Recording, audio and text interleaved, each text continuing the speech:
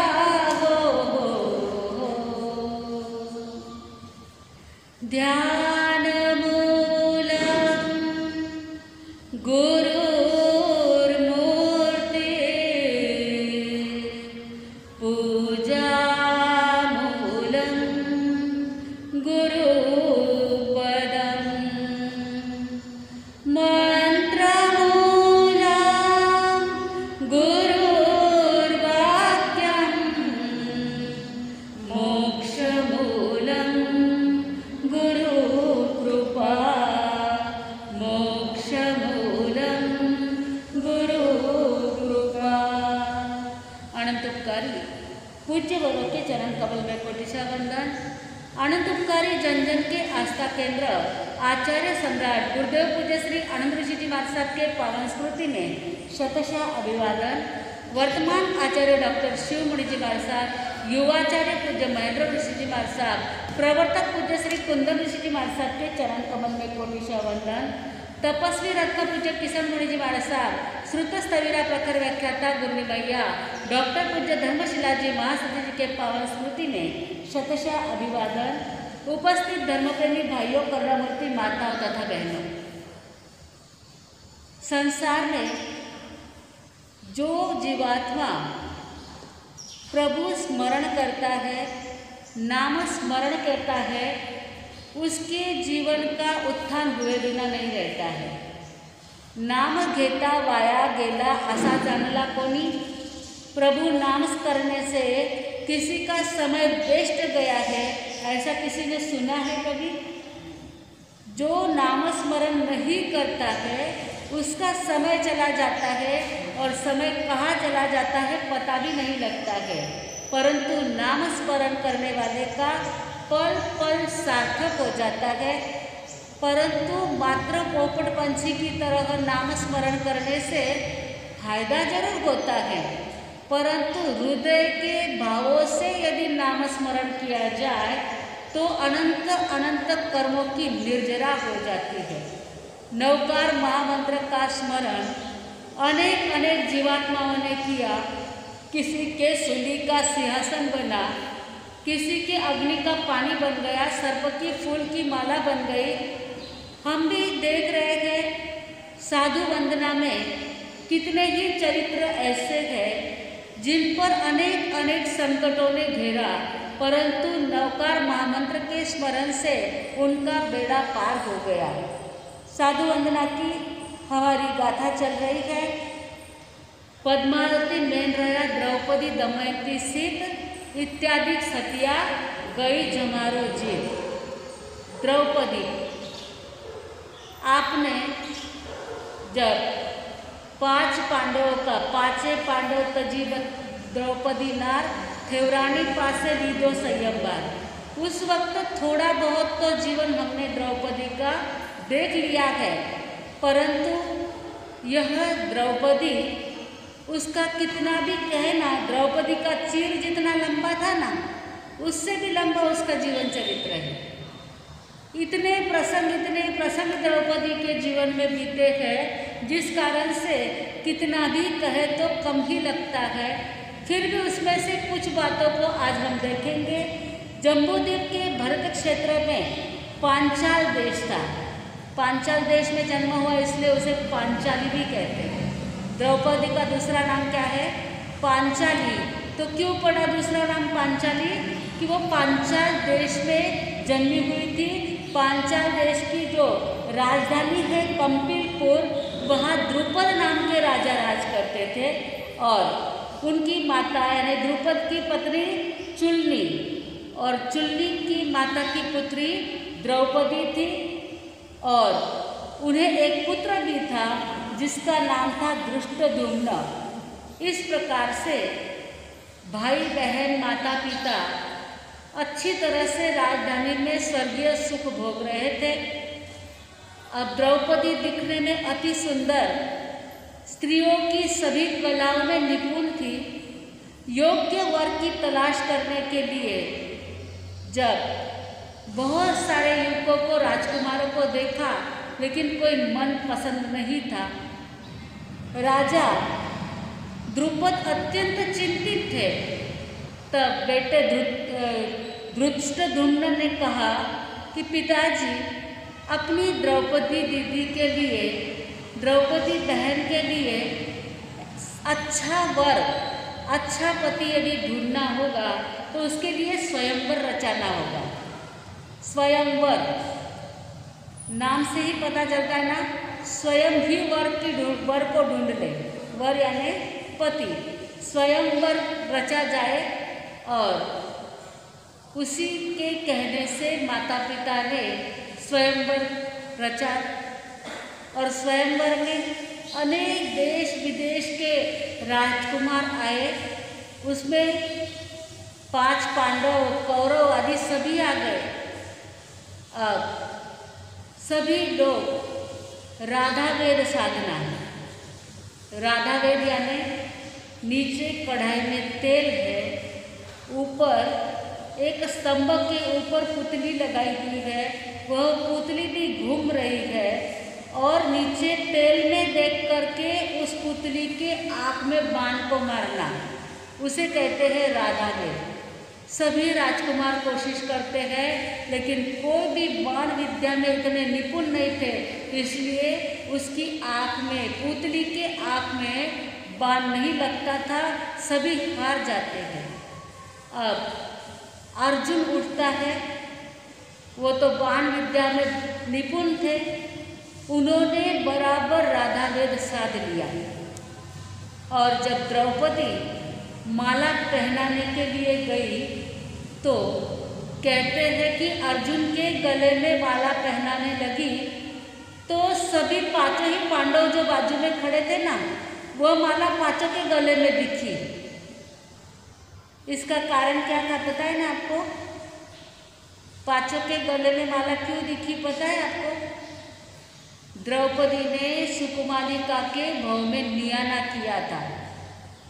जब साध्वी थी सुकुमालिका और उनके गुरु ने कहा आप उद्यान में साध्वी जाकर के ध्यान नहीं कर सकती है, साध्वी ध्यान मात्र स्थानक में ही कर सकती है, खुली जगह पर साध्वी बैठ नहीं सकती है।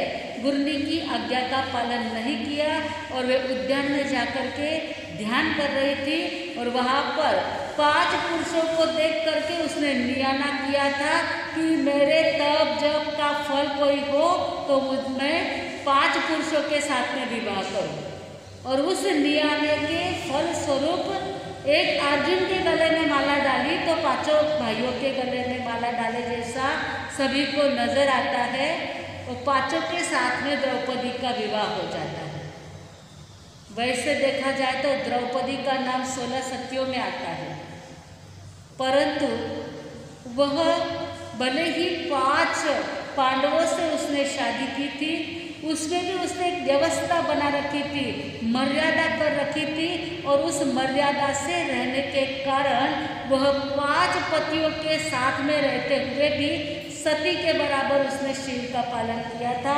तो इस प्रकार से वह राजधानी के अंदर बड़ी सुख से रह रही थी और जब सारे सेटल हो गए, सब बराबर से रहते थे, तब देखा पांडु राजा ने कि 5 ही पुत्रों का विवाह हो गया है, अच्छी तरह से सब कामकाज चल रहा है, तो अब राजगादी के ऊपर युधिष्ठिर को बैठा देना चाहिए और मुझे दीक्षा ले लेनी चाहिए।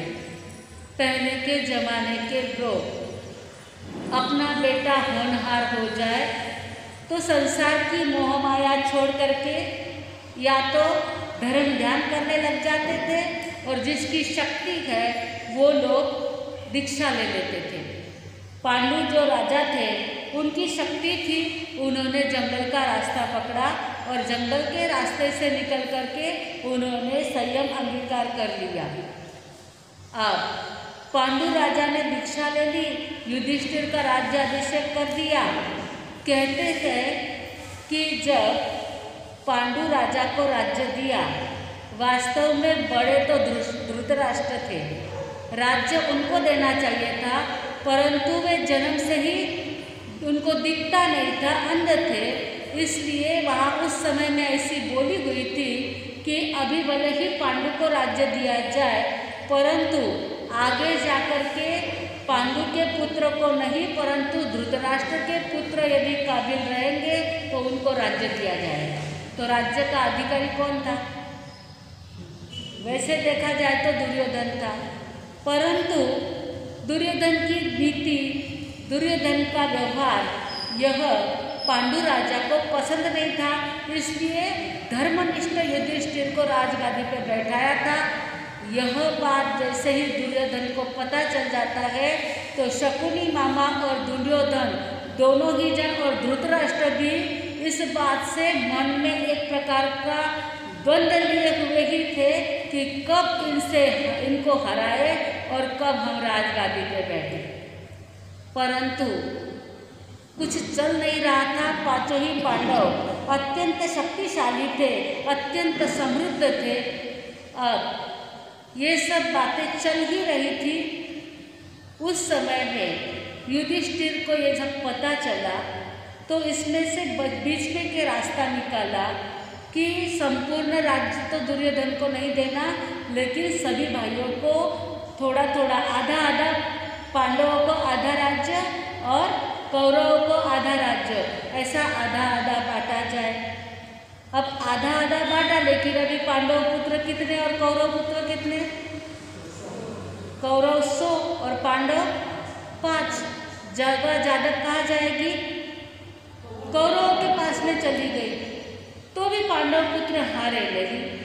पांडव पुत्र की नीतिमत्ता, राज चलाना ये इतना अच्छा था कि उनके पास में इतनी समृद्धि हो जाती है, इतनी समृद्धि हो जाती है कि वह एक नगरी बसाते हैं। और वह नगरी इतनी सुंदर बनाई मानो कि देवलोक की अलकापुरी हो। और उस नगरी में, यानी उस इतना सुंदर नगरी में ऐसा एक सभा मंडप बनाया, जो सभा मंडप देवलोक का सभा मंडप हो ऐसा था। क्योंकि अर्जुन के एक विद्याधर देव मित्र थे। देव और विद्याधर दोनों की सहायता से इतनी सुंदर अलकापुरी नगरी बनाई थी। और उस अलकापुरी जैसे सुंदर नगरी में जो सभागृह था, अब इन सभी वस्तुओं का उद्घाटन करना नक्की हुआ। उद्घाटन करने के लिए देश प्रदेश से सभी लोग आए, साथ साथ में कौरवों को भी बुलाया गया। अब सब जन जाते हैं सभा में। अब उस भवन का निर्माण ऐसे हुआ था, जहाँ जो वस्तु है वहाँ वह नहीं दिखती थी। जहाँ जो वस्तु है वहाँ वह नहीं दिखती थी। तो जैसे ही दुर्योधन महल में जाता है, उस सभा मंडप में प्रवेश करता है, तो द्वार था, वहाँ दीवार दिखती है, दीवार है वहाँ द्वार दिखता है। वो रचना तो खाली बनाने वाले को पता है, इसलिए बनाने वाले तो सही ढंग से चलते गए। जिसके लिए बनाया गया वो भी सही ढंग से चलते गए, परंतु जिसको इसका रहस्य ही पता नहीं था, वह दुर्योधन जैसे ही अंदर जाता है तो उसको द्वार नजर आता है, लेकिन वो चाहता है तो उसका दीवार के ऊपर सर ही टकरा जाता है। फिर और थोड़े आगे जाता है तो जहाँ पर ऐसी अच्छी भूमि नज़र आती है, वहाँ पे तो वो ऐसा समझता है पानी है, वहाँ अपने कपड़े पानी से भीग न जाए इसके लिए ऊपर पकड़ता है। और जहाँ भूमि दिखती है वहाँ पर उसको ऐसा लगता है कि यहाँ पानी है, वहाँ ऊपर पकड़े, और जहाँ पानी था उधर ऐसा लगता है कि यह भूमि है, इसलिए उधर कपड़े उन्होंने नीचे छोड़ दिए और पैर फिसल करके पानी में वो धड़ाम से दुर्योधन गिर गए। ये सारा झरोखे में खड़ी खड़ी द्रौपदी देख रही थी। वो सहेलियों के साथ में थी और उसे हंसी आ जाती है। और लोगों की ये आदत है, कोई पड़े का हंसू आवे ना, पड़े जरा हंसना आसे को न उठावन जाओ आसे, उठान जाओ आसे, पर नहीं घूमे गई क्यों बोला, कोई पड़ियों को लोग हंसन लग जाए। अब हंसना नहीं चाहिए था, परंतु बेचारे दुर्योधन गिरे, बेचारे तो थे कि नहीं पता नहीं, परंतु वो जैसे ही गिरे तो द्रौपदी को बड़ी हंसी आ जाती है और उसके मुंह से शब्द निकल पड़ते हैं, अंधे जाया अंधा, अंधळ्याचे तर आंधळेच असतात। उसके पिता बेचारे अंध थे, तो कहा जो अंधे के बच्चे अंधे ही रहेंगे, ये शब्द दुर्योधन के कानों में पड़ जाते हैं। बस वैर की गांठ बांधना चालू हो जाता है। ये शब्द क्या नहीं करते हैं। आज दिन तक जितने भी युद्ध हुए हैं, आज दिन तक जितने भी झगड़े हुए हैं, ये सभी के पीछे एक ही कारण है, ये जीवड़ी। ये जीव यदि वश में है तो सारी दुनिया वश में है, यदि जीव जिसके वश में नहीं है उसकी सारी दुनिया चौपट हो जाती है। अब दुर्योधन और शकुनी मामा दोनों ही विचार करते हैं कि इन पांचों पांडव और द्रौपदी का बदला कैसा लेना चाहिए। पहले तो ऐसा नगर बसाया, ऐसा सभा मंडप बनाया कि जिस पर मेरे सिर भी फूट गया, मैं फिसल भी गया। एक तो पहले पांडवों ने ऐसी राजकारण किया, पहले बताया भी नहीं, जैसे किसी को पता चले कि यहाँ पर गिरने जैसा है और अपने को पता चले तो हम पहले कहते ना भाई याद संभालने चल दो। तो जब दुनिया को पता नहीं था तो कहना चाहिए था, अब ये सारी गांठें बांध ली।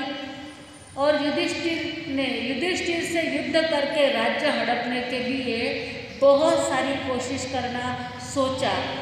तब शकुनी मामा कहते हैं, जो काम गुड़ से होता है वह काम जहर से क्यों करना।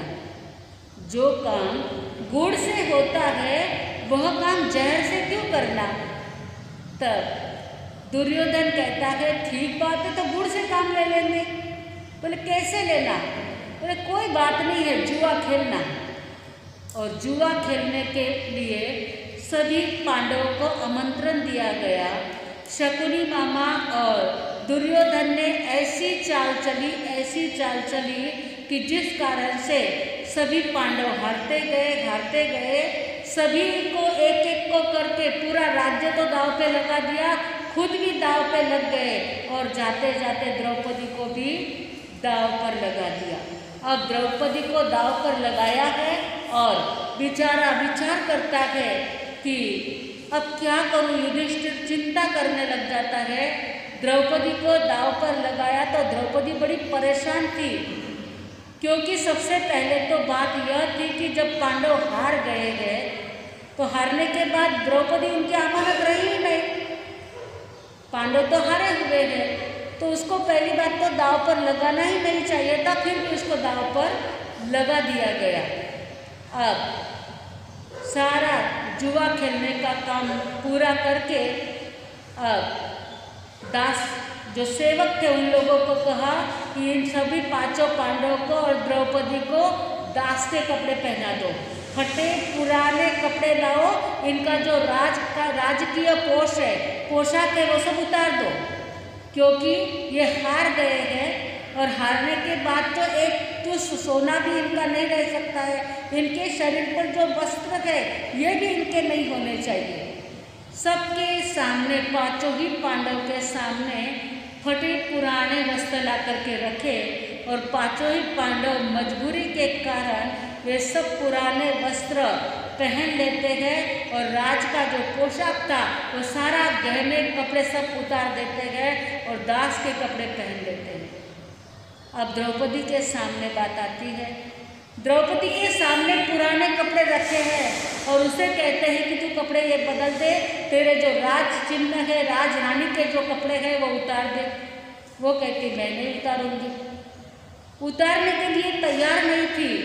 जब देखा दुर्योधन ने वो उतारने के लिए तैयार नहीं है, तब दुशासन को कहती है मेरी आज्ञा है, आप द्रौपदी के कपड़े वो खुद नहीं उतारती तो तुम खींच करके उसके कपड़े उतार दो।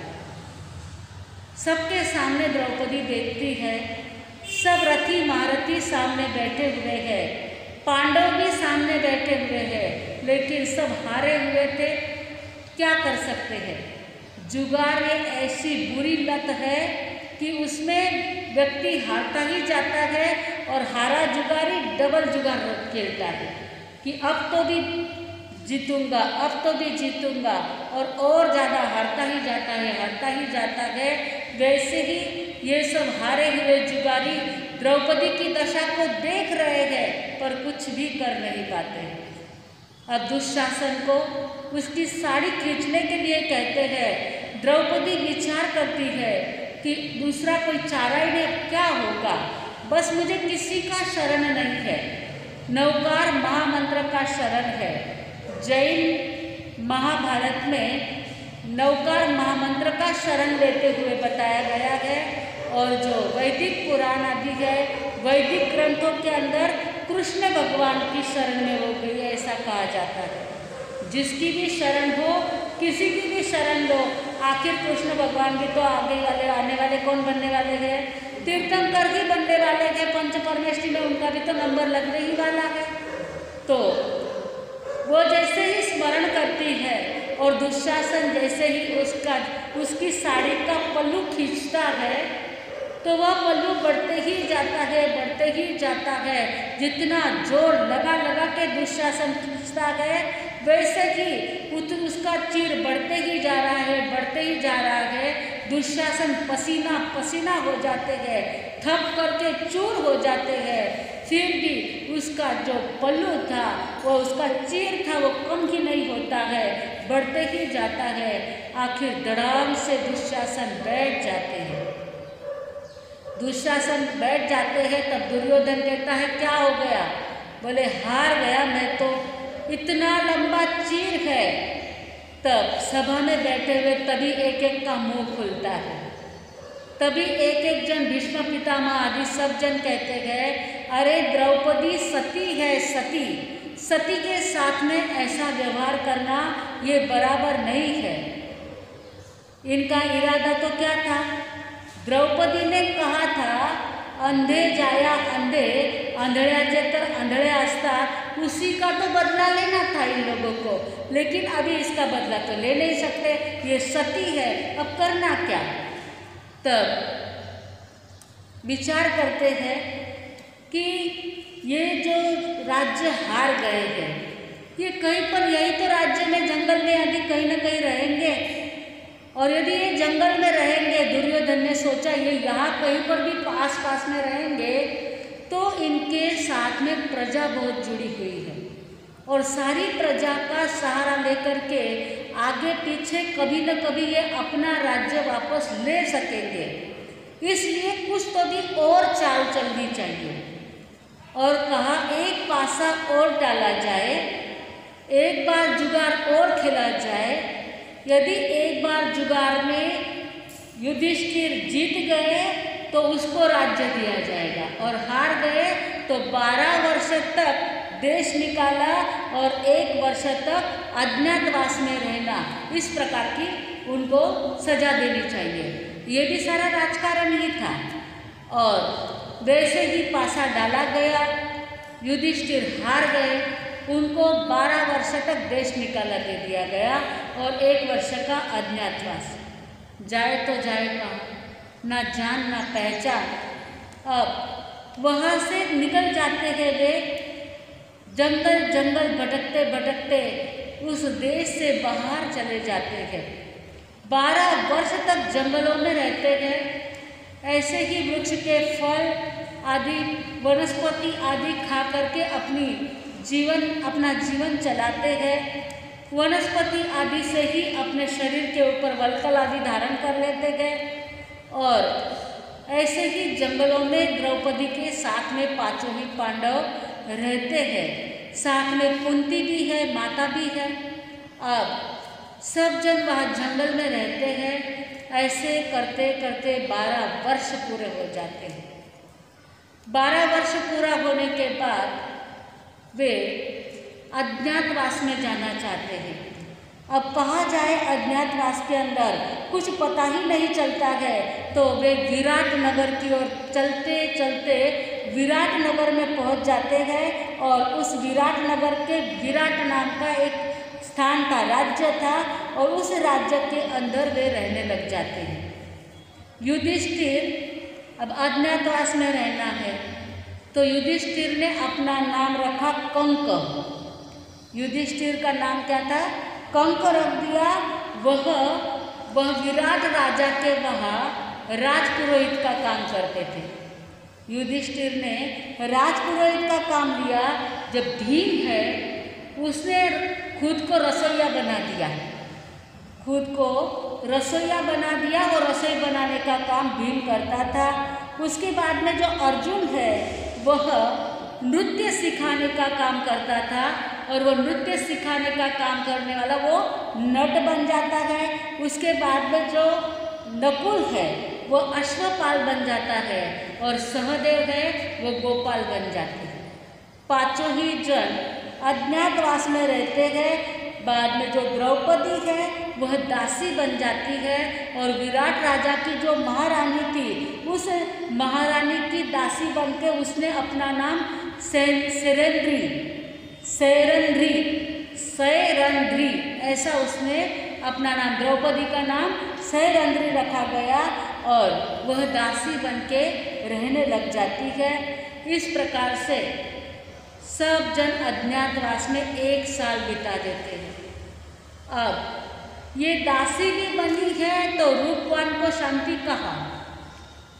वह महारानी का जो भाई था उस भाई को भी उसके ऊपर मोह पैदा हो जाते हैं। अब क्या करें, 1 साल में खाली 1 महीना बाकी, 11 महीने पूरे हो गए थे। द्रौपदी विचार करती है 1 महीना तो कैसे तो भी छुलूक छिपके कहीं तो भी भाग भाग के निकालेंगे, परंतु उतना निकलना भी बड़ा कठिन था क्योंकि महारानी भी उसमें मिली हुई थी। महारानी का भाई था और महारानी भी मिली हुई थी, तो द्रौपदी का तो बचना बड़ा कठिन था।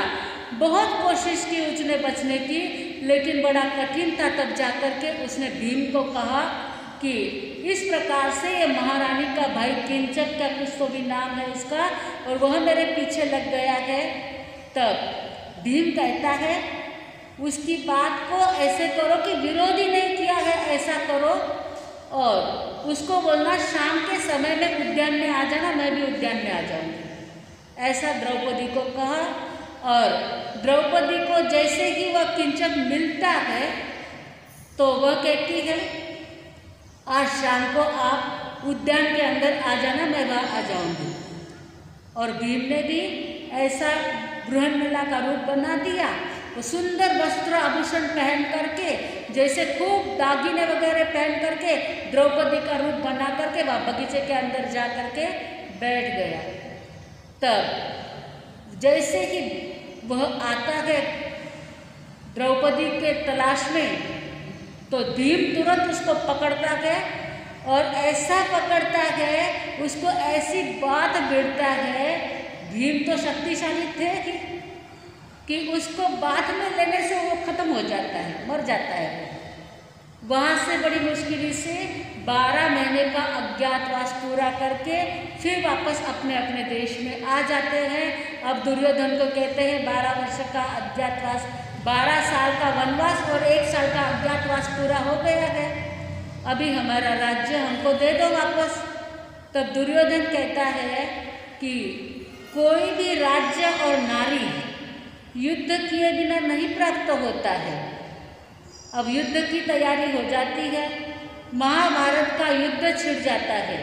बहुत सारे लोग ऐसा ही जानते हैं कि वो आंधळ्याचे आंधळे असतात, उस समय ही युद्ध हुआ। ये युद्ध जब वनवास से वापस आते हैं उस समय में ये युद्ध होता है। युद्ध में दुर्योधन हार जाता है, पांडव जीत जाते हैं और पांडव जब जीत जाते हैं दुर्योधन अंतिम श्वास लेता है। अष्टाहिनी जो सेना थी सारी के सारी खत्म हो जाती है और जब दुर्योधन अंतिम श्वास लेता है उस समय अश्वत्थामा उनके पास में जाता है। तब दुर्योधन जाते जाते भी दुर्गंध छोड़ के जाता है।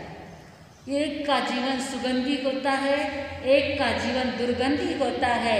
वो जाते जाते भी कहता है कि यदि मैं 5 पांडवों के कटे हुए मस्तक को देखता ना तो मेरे प्राण शांति से चले जाते, परंतु मैं ऐसे ही जा रहा हूँ। अश्वत्थामा ने कहा मैं अभी रात के समय, आधी रात के समय अभी पांडवों के मैं सिर काट करके लेके आता हूँ, आप फिर शांति से प्राण छोड़ो। वह जाता है छावनी में, लेकिन पांडवों को नहीं परंतु पांडव के 5 पुत्रों को, पांचों के जो 5 पुत्र थे उनके सिर काट करके लाता है और दुर्योधन के सामने रखते हैं। तब दुर्योधन कहता है अरे मूर्ख, तूने अनर्थ कर डाला। मेरी दुश्मनी पांडवों से थी, पांडव पुत्रों से नहीं थी, तूने पूरे वंश को खत्म कर दिया। इस प्रकार से कहते हुए दुर्योधन के प्राण चले जाते हैं। फिर द्रौपदी जब सबको पता चल जाता है कि पांचों के पांचों पुत्र खत्म हो गए हैं, छावनी में हाहाकार मच जाता है। अश्वत्थामा ने यह काम किया जब पता चलता है तो अश्वत्थामा को पकड़ करके सामने लाया जाता है। तब अश्वत्थामा थर थर दूधने लग जाता है कि अभी पांचों पांडव मिल करके मुझे खत्म कर देंगे। द्रौपदी को पूछते हैं, बोल अब इसको कैसी कौन सी सजा देनी चाहिए। द्रौपदी ने अश्वत्थामा की हालत देखी। तब द्रौपदी कहती है, मैं तो माता हूँ और माता को पुत्र के वियोग का दुख कैसा होता है वह माता ही जानती है। अब मेरे ऊपर तो दुख आकर के पड़ा है, उसे तो मुझे सहना ही है। इस अश्वत्थामा की माता को क्यों दुखी बनाना, इसलिए इसको अभयदान दिया जाए, इसे छोड़ दिया जाए। सती तो आखिर सती ही होती है, दुश्मन के ऊपर भी वह प्यार करती है। ऐसी सती वह अश्वत्थामा को भी छोड़ने को, अभयदान देने को कहते हैं। अश्वत्थामा खुश हो जाता है, वो अपने माता पिता के पास में चला जाता है। अब यह जो द्रौपदी है, युधिष्ठिर आदि पांचों ही पांडव द्रौपदी आदि सुख से रहने लग जाते हैं, सुख शांति से राज्य चल रहा है और इतना सुंदर वापस नगर बसा दिया है। उस नगरी में लोगों का आना जाना, सारा व्यवहार अच्छी तरह से चल रहा है। ऐसे में एक बार नारद मुनि आते हैं। नारद मुनि सब जगह घूमते घूमते द्रौपदी के वहाँ भी जाते हैं। नारद मुनि को कहीं रोक टोक ही नहीं। कोई भी व्यक्ति बार बार घूमते फिरते आता है और कहीं पर भी रोक टोक के बिना कहीं पर भी घुस जाता है तो आप क्या कहते हैं? नारद मुनि आएगो कहते हैं ना, नारद मुनि आएगो। वैसे ही ये नारद मुनि भी जहाँ तहाँ भागते चले जाते थे। इनको न स्वर्ग में रोक टोक है, न नरक में रोक टोक है, न पृथ्वी पर रोक टोक है। जहाँ चाहो वहाँ वो चले जाते हैं। तो द्रौपदी के सामने जाते हैं। द्रौपदी को पता नहीं उस समय नारद मुनि के ऊपर कुछ बहुत ज़्यादा भाव नहीं जगा कि ये संत है कि इनका विनय करना चाहिए। कुछ भी विनय आदि नहीं किया। वो द्रौपदी के देखे, आए और गए। जब उसने नारद मुनि का आदर नहीं किया तो नारद मुनि को बड़ा गुस्सा आ जाता है, परंतु वह गुस्सा उसी समय प्रकट नहीं करते हैं। उसकी भी गांठ बांध लेते हैं और स्वयं को बहुत ज़्यादा होशियार समझती है, बहुत ज़्यादा शक्तिशाली समझती है। इसका भी बदला चुकाना होगा ऐसा सोचता है। और नारद मुनि ऐसे ही घूमते घूमते जब पद्मरथ राजा के पास में, जो घाटकी खंड में रहते हैं, द्रौपदी कहाँ है? जम्बूद्वीप के भद्र क्षेत्र में। और पद्मरथ राजा कहाँ है? घाटकी खंड में है। अब नारद मुनि तो सब जगह पहुंच जाते हैं और जब वो पद्मरथ राजा के वहाँ जाते हैं, पद्मरथ राजा को भी अपनी 700 रानियों के ऊपर बड़ा गर्व था। वो नारद मुनि जी को एक एक रानी बताते हैं कि देखो मेरी 700 रानियाँ हैं। ऐसा अंतपुर कहीं पर आपने देखा है? ऐसी रानियाँ आपने कहीं देखी है? बस नारद मुनि को तो बदला ही लेना था द्रौपदी का। तब कहते हैं, अरे आपकी ये जो 700 रानियाँ हैं ना, वो तो सारी ऐसी है कि द्रौपदी के सामने दासी से भी गई बीती है। और सारा द्रौपदी का वर्णन करते हैं। अब एक देवता को तेले का तप करके प्रसन्न करके ये अमरकंका में लेकर के आ जाते हैं। वहाँ पर वो भी 6 महीने का समय द्रौपदी मांगती है और वह तप करती है 6 महीने तक। और जब कृष्ण महाराज को पता चलता है तो वो लेकर के उसे वापस अमरकंका से लेने के लिए आते हैं। तप साधना आराधना इतनी ज़्यादा पावरफुल होती है, एक तेले का तप करने से देवलोक के देवता भी प्रसन्न हो जाते हैं। आज मांस खमन करे तो घर के लोग भी प्रसन्न नहीं होते, होते हैं? क्यों नहीं होते बताइए? क्यों नहीं होते हैं प्रसन्न? तपश्चर्या के पीछे जो भाव होने चाहिए। काया को तो तपाया जा रहा है, परंतु अंदर में जो शक्ति और आत्मिक जो शक्ति होनी चाहिए, जो भाव होने चाहिए, वो भावों में फर्क पड़ गया है। जब भाव बदल जाते हैं तो भाव बिगड़ जाते हैं, भाव सुधर जाते हैं तो भाव सुधर जाते हैं। जब भावों में ही बिगाड़ आ गया तो भाव बिगड़ना ही बिगड़ना है।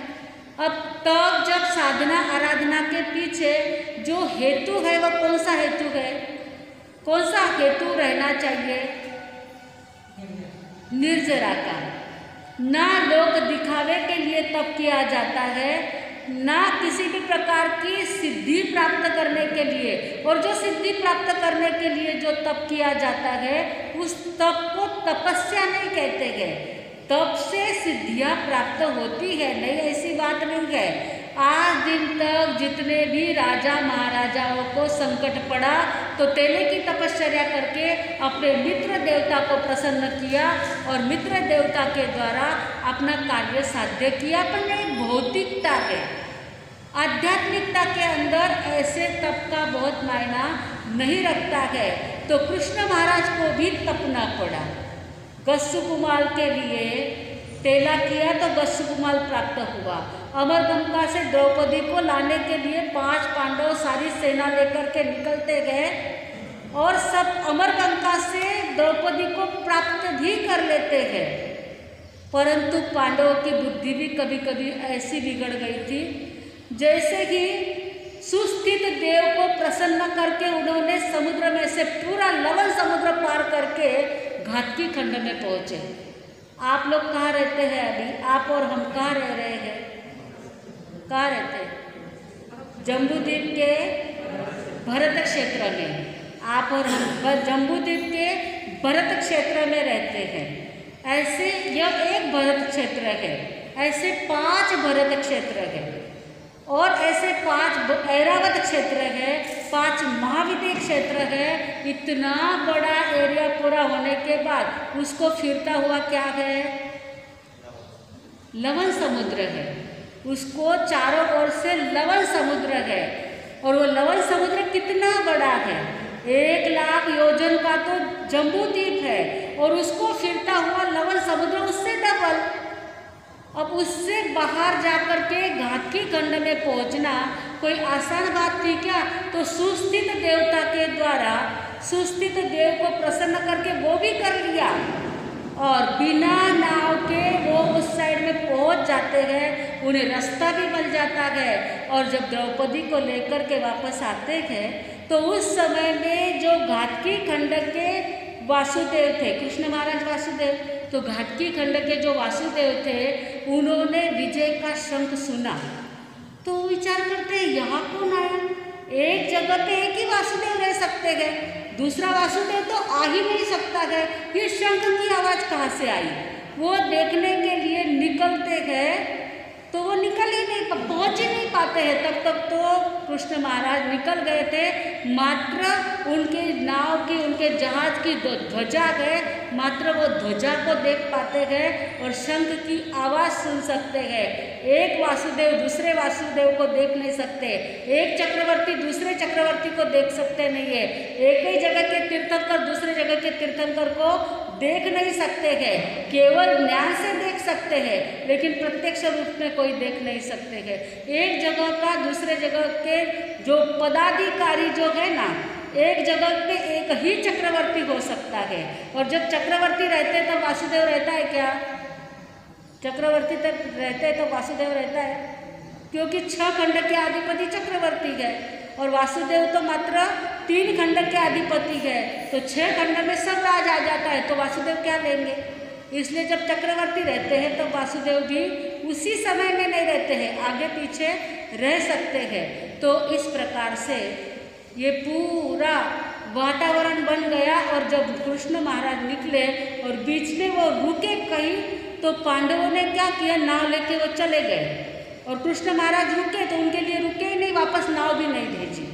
जब नाव नहीं भेजी तो कृष्ण महाराज राह देख देख के थक गए, फिर भी नहीं भेजी नाव तो घबरा जाते हैं। कृष्ण महाराज घबराते तो नहीं लेकिन भुजाओं से लवण समुद्र तैरते हैं। लवण समुद्र को भुजाओं से तैरते तैरते किनारे पे पहुंचते गए और इतना गुस्सा आ जाता है कृष्ण महाराज का पांडवों के ऊपर, अरे आप लोगों ने मुझे वापस नाव भी नहीं भेजी। बोले आप इतने शक्तिशाली हो तो हमें लगा आप भुजाओं से तैर करके आ जाओगे, हम लोगों को लगा आप पे कितनी शक्ति है देखो तो सही, इसलिए हम लोगों ने नाव नहीं भेजी। अब कृष्ण महाराज को इतना गुस्सा आ गया, अरे मैं इनको जम्बूद्वीप से घाटकी खंड तक लेके गया और तब भी ये मेरी अभी परीक्षा देख रहे हैं। तब कृष्ण महाराज ने इनको हटा दिया सबको और जा कर के बाद में उन्होंने द्वारिका नगरी तैयार की और दूसरी नगरी तैयार करके दूसरी नगरी में पांडव रहने लग जाते गए।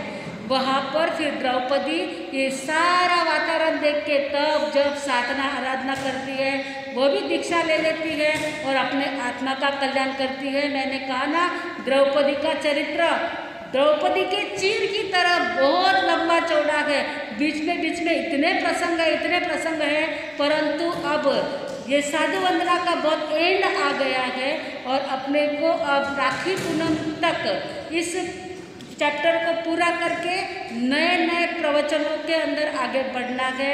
तो इसलिए यहाँ द्रौपदी का चरित्र हमने देख लिया है कि ये जो पद्मावती मेन रहा, द्रौपदी, दमयंती, सीता। अब दो चरित्र बाकी है खाली, दमयंती और सीता। नाम दमयंती और सीता है, बाकी पूरा नल राजा का वर्णन आएगा, पूरा रामायण आ जाएगा। इतना रामायण करना नहीं है अपने को, यहाँ पर थोड़े थोड़े में पूरा करना है क्योंकि चातुर्मास का काल चल रहा है। तो इस प्रकार से ये महाभारत के पूरा चैप्टर जिन्होंने महाभारत देखा होगा ना तो उनको थोड़ा थोड़ा नज़र आता होगा, लेकिन जैन रामायण में, जैन महाभारत में ये सब अलग है। और जो आपने देखा होगा पता नहीं मुझे, तो वो रामायण महाभारत कैसा है मुझे पता नहीं, जैन महाभारत में ये सारा वर्णन आता है। तो इस प्रकार से बाद में द्रौपदी भी अपने कर्मों को क्षय करके मोक्ष को प्राप्त करती है। जैन इतिहास में यानी जैन महाभारत में नागश्री से लगाकर द्रौपदी तक का सारा वर्णन आता है। नागश्री में जो द्रौपदी का ही जीव है, जिसने धर्मरुचि अनगार को क्या बहराया था, कड़वा तुम्बे का आहार बहराया था। कितने कर्म बांधे, कर्म को भुगतते भुगतते छठी नरक, स्त्री डायरेक्ट सातवीं नरक में नहीं जाती है, इसलिए पहले छठी नरक में, फिर सातवीं, वहाँ से फिर तिर्यंच गति, फिर सातवीं नरक, ऐसे नरक तिर्यंच मनुष्य करते करते मनुष्य का जन्म, उसमें दीक्षा के बाद सुकुमालिका आदि जन्म मरण करते करते द्रौपदी के भव में उसके कर्म बंधन टूट जाते हैं। नागश्री खोटा बावे शाक भोग राजो, नागश्री